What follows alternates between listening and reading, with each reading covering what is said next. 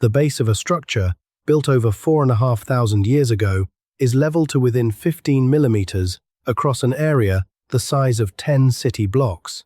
Not 15 inches, not 15 centimeters. 15 millimeters. That is a standard. A modern construction team, with laser equipment, would be proud to meet, and we are talking about 2500 BC. That is already enough to make you stop. But it is only the first of 12 things sitting in the archaeological record right now that nobody, with the tools the official version allows, can fully explain. We are not going to talk about aliens. We are not going to talk about magic. We are going to do something far more unsettling. We are going to look at the numbers, the materials, the geometry, and the geography, and we are going to let those things speak. Because when they speak, the official story starts to sound like a guess. The version you were taught goes roughly like this. Ancient people were primitive. They worked with the tools they had, and through sheer labor and time, they built remarkable things. Full stop. That is the framework. And for most of what you see in the ancient world, that framework holds. But there are 12 places, 12 objects, 12 anomalies, where the framework does not bend to accommodate the evidence. It snaps. Start with what we just said. The Great Pyramid of Giza. The official version says it was built over roughly 20 years, during the reign of the pharaoh Khufu, around 2560 BC, by an organized workforce using copper tools, wooden sleds, and earthen ramps. That version is taught in schools and printed in textbooks. Now look at the numbers underneath it. The structure contains somewhere in the range of 2.25 million stone blocks. The base of the pyramid covers roughly 13.5 acres, and that base, across its entire 4 sides, is level to within 15 millimeters. The 4 corners are almost perfect right angles. The deviation from a true 90-degree angle is less than 1/10 of 1 degree across a base side of roughly 230 meters. The pyramid is also aligned to true north, with an error of only about 3/60ths of a degree. True north, not magnetic north, which shifts and is relatively easy to track. True north, which requires an understanding of celestial mechanics precise enough that modern surveyors use it as a benchmark for their own equipment. Now look at the casing stones that once covered the outside. Most were stripped away centuries ago, but the ones that survived were measured in the 19th century by the British archaeologist William Flinders Petrie, who is still considered one of the founding fathers of modern Egyptology and was no friend to fringe theories. Petrie recorded that the joints between the casing stones had a mean thickness of about 1/50th of an inch, and that the variation in the cut surfaces from a true straight line over a length of 75 inches was about 1/100th of an inch. 1/100th of an inch.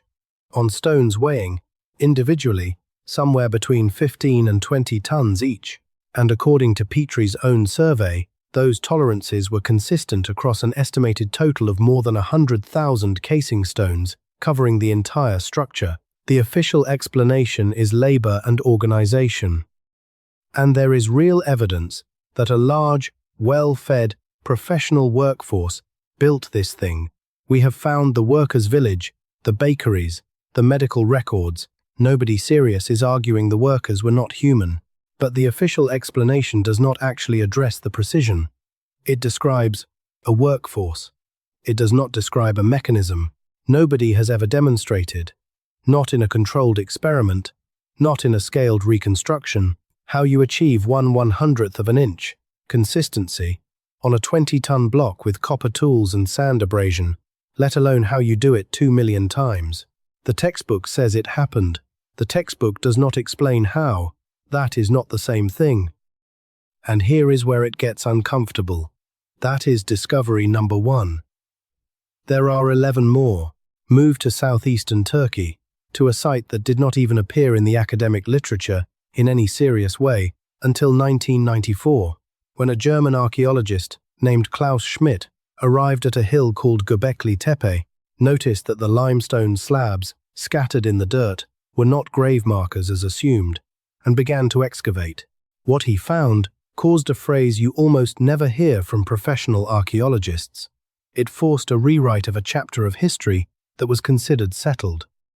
Göbekli Tepe dates to approximately 9,600 to 8,200 BC, based on radiocarbon dating of charcoal from the lowest excavation layers. Some estimates put the earliest activity at around 11,600 years ago. That is not a rounding error. That puts this site more than 6,000 years before Stonehenge. It predates the invention of the wheel. It predates pottery. It predates agriculture. According to the model of civilization that was consensus before this site was discovered, the people who built it should not have existed as a social unit capable of building anything.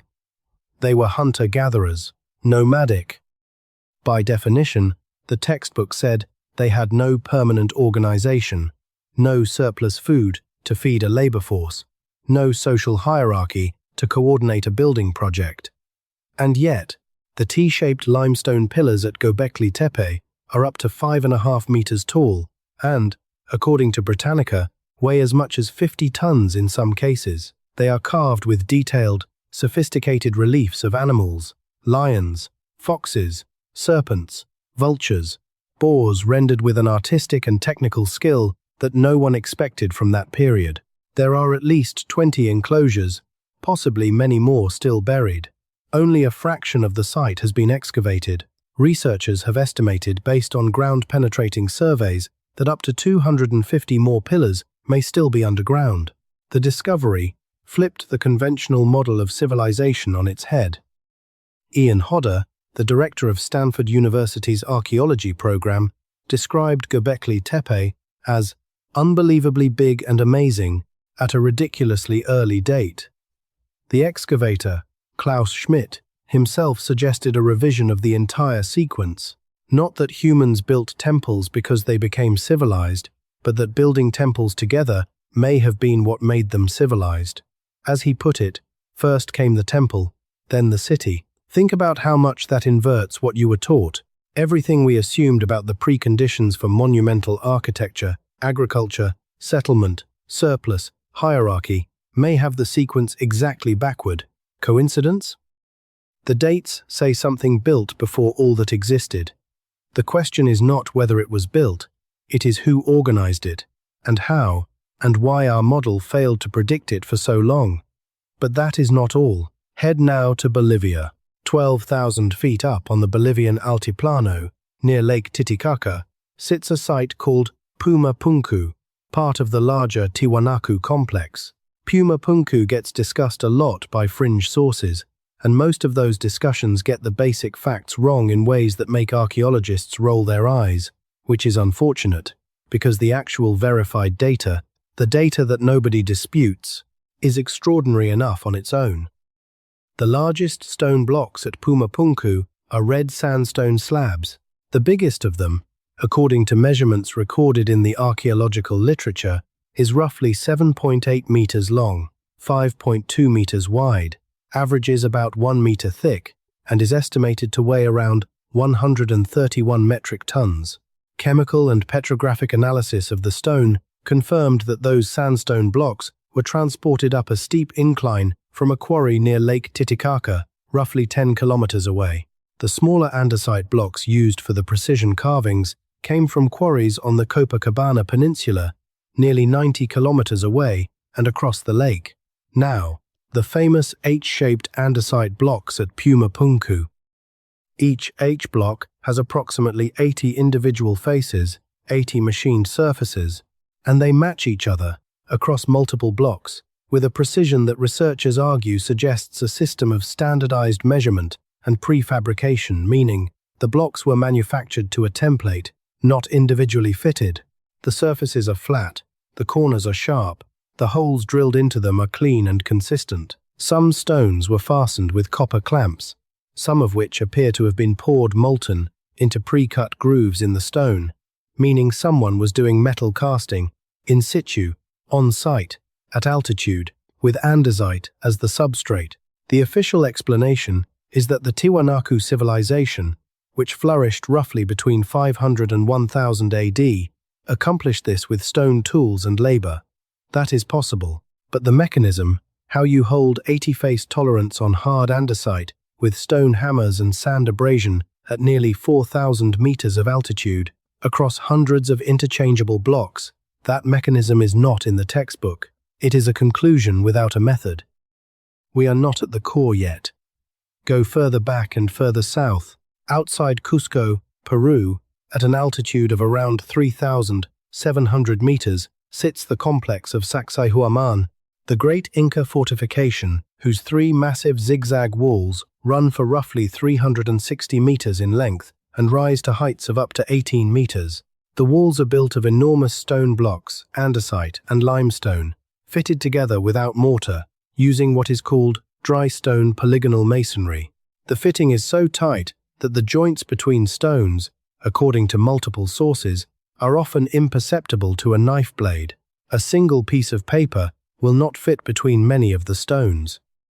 The largest individual blocks at Sacsayhuaman are, depending on the measurement source, estimated to weigh between 128 and 200 metric tons, 128 to 200 tons, each, moved from quarries, transported to a site at more than 12,000 feet of elevation, fitted together without mortar in a polygonal interlocking system that made the structure earthquake-resistant.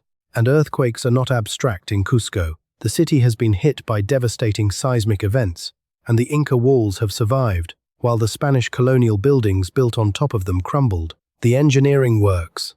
On that point, nobody disagrees. The first Spanish chroniclers who saw Sacsayhuaman could not bring themselves to believe human hands had done it. Pedro Chiesa de Leon, writing in 1553, described it in plain terms.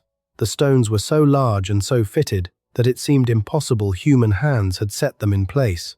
Inca Garcilaso de la Vega recorded that Spaniards believed the construction had been done through enchantments or by demons, and these were people who had just finished building cathedrals with medieval machinery. Seeing what they saw at Sacsayhuaman, they could not reconcile the evidence with the tools on offer. The official story assigns construction primarily to the reign of the Inca Emperor Pachacuti in the 15th century. That may be when the major construction happened, but earlier occupation of the hilltop site by the Quilca culture predates the Inca by several centuries. Some archaeologists believe the Inca built on foundations that were already there. The question of who cut the largest stones and how has not been conclusively resolved. It has been answered in the textbook. That is not the same thing. And here is where it gets really interesting. Easter Island, 2,000 miles from the nearest continental landmass, in the middle of the South Pacific, the people of Rapa Nui carved and erected almost 900 monolithic stone figures called moai. The largest moai ever erected stands about 10 meters tall and weighs somewhere in the range of 80 tons. A statue that was never finished, still partially embedded in the quarry wall, is estimated at around 270 tons. The quarry itself, the volcanic crater of Rano Raraku, accounts for the origin of the vast majority of the moai, and the stone is a soft volcanic tuff that could be worked with basalt picks. We know the quarry, we know the material, we know roughly when radiocarbon dating places, the main construction period between roughly the 13th and 17th centuries AD. What we do not have a consensus answer for is the transport. The moai had to travel in some cases distances of more than 10 miles across rough terrain from the quarry to their coastal platforms, called ahu. Multiple experimental archaeology attempts have been made. Some researchers demonstrated that a moai replica could be walked upright using ropes, rocking it forward. Others have demonstrated sled systems. The point is not that it was impossible. The point is that a small island community, isolated, with no draft animals, no wheel, and limited timber, achieved a feat of logistics that researchers are still actively debating the mechanism of. The word is still debating. Not solved. Debating. The ahu platforms themselves add another layer. Many of the platforms are precisely aligned. Some researchers have noted alignments with celestial events, equinoxes, and solstices. The stone blocks in some of the platforms are fitted with a masonry precision reminiscent of sites thousands of miles away. How a small, isolated island culture developed the same stone-fitting philosophy as the Inca and the builders of Göbekli Tepe without contact is one of those questions that gets quietly filed under coincidence in the SEND official version and quietly kept open by anyone who looks at the actual evidence. Coincidence? Possibly, but it is a coincidence that appears on islands with no roads, no harbors, and no obvious reason to be aligned to the stars. If that alone is hard to explain, now consider what is underneath the ground in Turkey. Derinkuyu is a city. It is not a city on a hill. It is not a city by a river. It is a city built entirely underground, carved into the volcanic tuff of Cappadocia in what is now central Turkey, descending 18 levels below the surface. History.com has noted that Derinkuyu could house up to around 20,000 people, along with their livestock and food stores. It had ventilation shafts, water wells, churches, schools, wine cellars, and rolling stone doors, circular stone discs that could be rolled into place from the inside to seal off passages, each weighing hundreds of kilograms. The official attribution assigns the main construction to the Phrygians, roughly in the 8th to 7th centuries BC, with later expansion by early Christian communities. But the original excavation layer dates are contested in some academic circles, and the sheer engineering scope of a structure that descends 18 stories underground in a geologically active region, maintains ventilation for tens of thousands of people, and survives intact to the present day is not satisfactorily explained by the phrase, "they carved it with hand tools." That is a description of a material. It is not an engineering plan. Now move to Greece, to the Mediterranean, to a wreck found by sponge divers in 1900 off the island of Antikythera at a depth of about 45 meters. Among the artifacts recovered was a corroded bronze lump that spent years in a museum before anyone understood what it was. When researchers finally X-rayed and analyzed it, they found something that, by the official timeline, should not exist. The Antikythera mechanism is a mechanical computing device, a hand-cranked analog computer built around the 1st century BC. It uses a system of at least 30 bronze gears, some with tooth spacings of less than 1.5 millimeters, to track and predict the positions of the sun and moon, the cycle of the Olympics, the Saros cycle of eclipses, and possibly the movements of the known planets. A professor at University College London, Tony Freeth, has led a major research team that has spent years reconstructing the mechanism using X-ray tomography. The reconstruction suggests a front dial for the Greek zodiac and Egyptian calendar, and a back dial for tracking lunar and eclipse cycles, with an accuracy that required astronomical knowledge far beyond what historians had previously attributed to the period.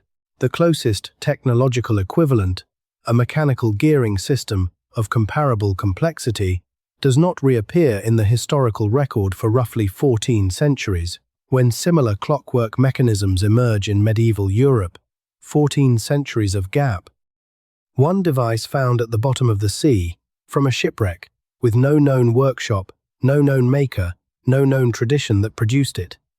The official version says it was a genius anomaly. The question that stays open is what happened to the tradition that made it. That question does not have an answer. Not yet. Here is one that is older and larger. In Lebanon, in the ruins of the ancient city of Baalbek, modern-day Baalbek, stands a Roman temple complex built on a foundation platform that is genuinely difficult to account for. The Romans built on top of something that was already there, and what was already there includes the largest known worked stone blocks in the ancient world. 3 of them, known as the trilithon, are each estimated to weigh around 800 to 900 tons, and are positioned roughly 9 meters above grade in a retaining wall. A 4th block, still in a nearby quarry and never moved, is estimated to weigh well over 1,000 tons. Some estimates reach as high as 1,650 tons, making it, by some measures, the single largest cut stone block in human history. The Romans never claimed to have placed the trilithon. Their temple was built on top of an existing structure that predates their construction. Who built the original platform, when, and using what equipment to move blocks of 800 to 900 tons are questions that remain genuinely open. Engineers who have studied the site have noted that no known crane or mechanical system from any ancient period has a demonstrated capacity to move blocks of that weight. Modern tower cranes typically have lift capacities in the range of tens to a few hundred tons for standard operations. Moving 800 to 900 tons in a single operation, in antiquity, with the technology the official timeline allows, is an engineering problem nobody has solved on paper. It has been assumed. It has not been demonstrated. Lay the data points side by side and listen to what they say together. 1. The Great Pyramid, a base level to within 15 millimeters, joints so tight that Petrie's measurements in the 1880s still challenge modern manufacturing tolerances, a structure aligned to true north with near-perfect accuracy. Official explanation: labor and time, mechanism of precision, unspecified. 2. Göbekli Tepe, 50-ton carved pillars, organized in complex enclosures, built by hunter-gatherers at least 6,000 years before Stonehenge and before agriculture as we understand it. Official explanation: complexity preceded farming. What organized the labor force? Who fed them? How knowledge of sophisticated symbolic carving arose among nomads? Open question. 3. Puma Punku, H blocks, with approximately 80 faces each, matching with a precision that implies standardized manufacturing, sitting at nearly 4,000 meters altitude, with the heaviest sandstone sourced from 10 kilometers away and the andesite from 90, copper clamps poured molten into grooves. Official explanation: skilled Tiwanaku artisans. Demonstrated mechanism for holding 80 face tolerance on hard andesite with stone tools. Undocumented. 4. Saksai Huaman. Blocks estimated between 128 and 200 metric tons, fitted to knife blade tolerances without mortar, in a polygonal system that has survived centuries of Andean earthquakes. The structure still stands. The Spanish colonial buildings built on top of it did not. 5. Easter Island. 900 monolithic figures on an island 2,000 miles from anywhere, the largest weighing around 80 tons, transported without wheels or draft animals. Mechanism: actively debated. 6. Derinkuyu, an underground city of 18 levels, ventilated, structured, sealed with rolling stone doors, capable of housing tens of thousands of people, carved entirely beneath the surface of a geologically active region. Official explanation: Phrygian construction, scale of the engineering, relative to the attributed tools, unexplained. 7. The Antikythera mechanism, a 1st century BC mechanical computer with at least 30 bronze gears tracking astronomical cycles to a degree of accuracy that reappears in the historical record only 14 centuries later.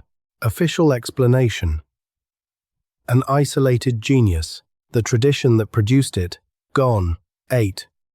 The Baalbek trilithon, 3 stones of 800 to 900 tons each, positioned 9 meters above grade on a platform that predates the Roman temple. The largest stone in the nearby quarry, still unfinished and unmoved, by some estimates exceeds 1,650 tons, demonstrated ancient mechanism for moving them. None. And there are 4 more. Consider Stonehenge. The site in Wiltshire, England, dates in its main phase of construction to roughly 2,500 BC, contemporary with the Great Pyramid. The large sarsen stones, the upright megaliths, and the lintels that sit on top of them were quarried at Marlborough Downs, about 25 miles north. Each weighs up to around 25 tons. The lintels are curved to match the circle, and the tops of the upright stones have carved mortise and tenon joints, stone joinery, the kind of precision wood joinery technique translated into rock.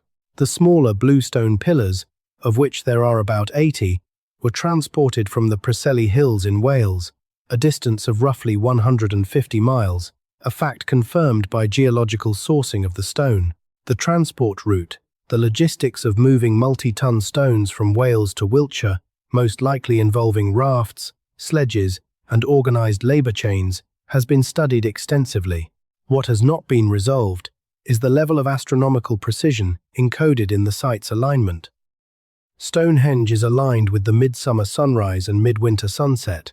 It appears to have functioned as a calendar and possibly as a means of predicting eclipses.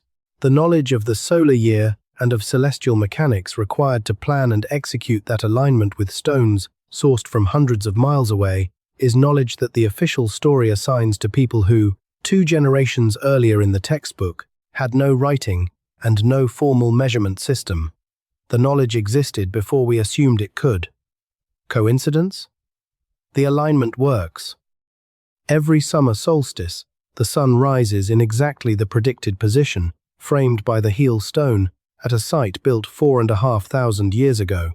That is not interpretation, that is a fact. Then, there are the Nazca lines, in Peru, etched into the surface of the Nazca Desert, in the coastal plain south of Lima, are enormous geoglyphs, animal figures, geometric forms, and straight lines that run for miles across the landscape without deviation.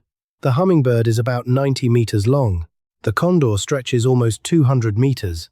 The spider figure is about 46 meters across. They were made by removing the reddish-brown iron oxide-coated pebbles from the surface to reveal the lighter ground beneath. They date, broadly, to somewhere between about 500 BC and 500 AD, based on radiocarbon dating of organic material found at the sites. The mystery is not the technique. The technique removing surface pebbles to reveal pale ground is simple. The mystery is the planning. The Nazca people had no aerial view. The figures are coherent, proportional, and recognizable primarily from the air. From ground level, you are standing on a line you cannot see the shape of. Researchers have demonstrated that the figures could theoretically have been planned using simple scale models and grid systems, and that demonstration is credible. What it does not address is why. Why build figures of this scale and complexity that can only be appreciated from altitude, in a desert with no water and no obvious settlement, if you have no way to see them as a whole? Some researchers argue the lines functioned as ritual pathways walked during ceremonies. Others argue they were offerings to sky gods or astronomical markers. Nobody knows, and the sheer geographic scale of the lines, some running straight for miles with no deviation, across terrain that is not flat, implies a level of survey work and pre-planning that archaeologists are still trying to account for. And now, the one that comes closest to actually challenging something we understand about material science, not just engineering, but chemistry. In the courtyard of the Quwwat-ul-Islam Mosque in Delhi, India, stands an iron pillar. It is about 7 meters tall, weighs roughly 6 tons, and is estimated by most archaeologists to have been erected sometime around the late 4th or early 5th century AD, during the reign of Chandragupta II of the Gupta dynasty. It has stood in the open air of Delhi, with its humidity, its heat, its monsoons, for somewhere in the neighborhood of 1,600 years.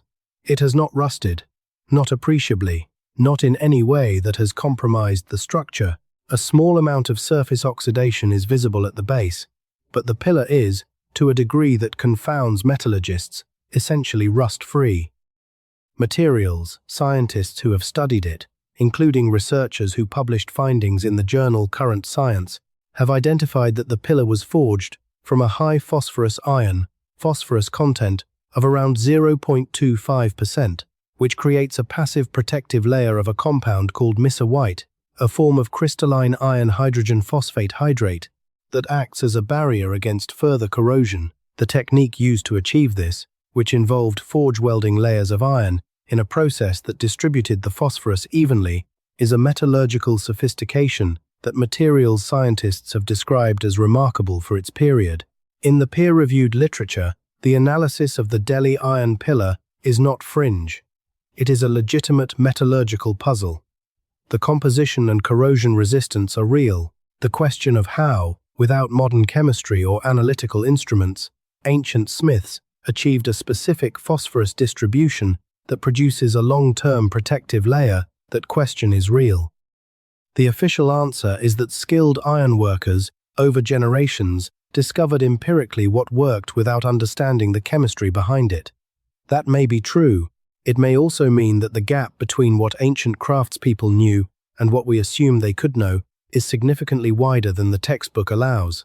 Lay them all together now, 12 points, and ask the honest question: is it possible that every one of these anomalies has a mundane explanation consistent with the tools and knowledge the official timeline allows? Yes, that is possible. Scholars have proposed mechanisms for most of them, and some of those proposals are credible.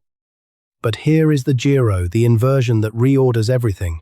The official version of history treats technical sophistication as a progression, simple to complex, primitive to advanced. The further back you go, the less capable people were. That is the framework. And these 12 data points do not just challenge one or two items in that framework. They challenge the framework itself. The precision of the Great Pyramid is not matched by the structures that come after it in Egypt. Later, pyramids are rougher, not more refined. Göbekli Tepe was built before the agricultural revolution, not after. Sacsayhuaman may rest on foundations that predate the civilization we attribute it to. The Antikythera mechanism has no predecessor and no successor for 14 centuries. Puma Punku's manufacturing tolerance implies standardized production before the cultures we credit with standardized production. The pattern, if you are willing to see it, is not one of steady progress. It is punctuated. It has peaks that appear before the conditions we require for them, and then the knowledge disappears. We think of ancient history as a long climb upward. The data, on 12 fronts, suggests something more complicated. Possibly a story of knowledge gained, then lost. Of capabilities that existed earlier than the model allows, that produced things we can measure but cannot replicate the process of, and that then vanished, leaving behind stones too heavy to move, joints too tight to explain, and a device at the bottom of the sea that had no descendants for 1,500 years. We are not going to tell you who built them. We are going to show you that the people whose job it is to explain this, the academics, the textbook authors, the institutional gatekeepers, have proposed mechanisms, but they have not demonstrated them. There is a difference between an explanation that satisfies and an explanation that actually accounts for the evidence. On these 12 cases, we are still waiting for the latter. There is more, much more. One of the 12 discoveries you just heard points not just to a lost technique, but to a lost understanding of the Earth itself, an understanding that some researchers argue could only have come from a civilization that predated everything on the official timeline. That thread goes underground next. Literally. Beneath the sand, beneath the ice, beneath the layers of a history that was written by people who decided what was worth knowing and what was worth burying. That is where this channel is going. If you are still watching, you already know you are not the kind of person who accepts the official version just because it is official. Stay close.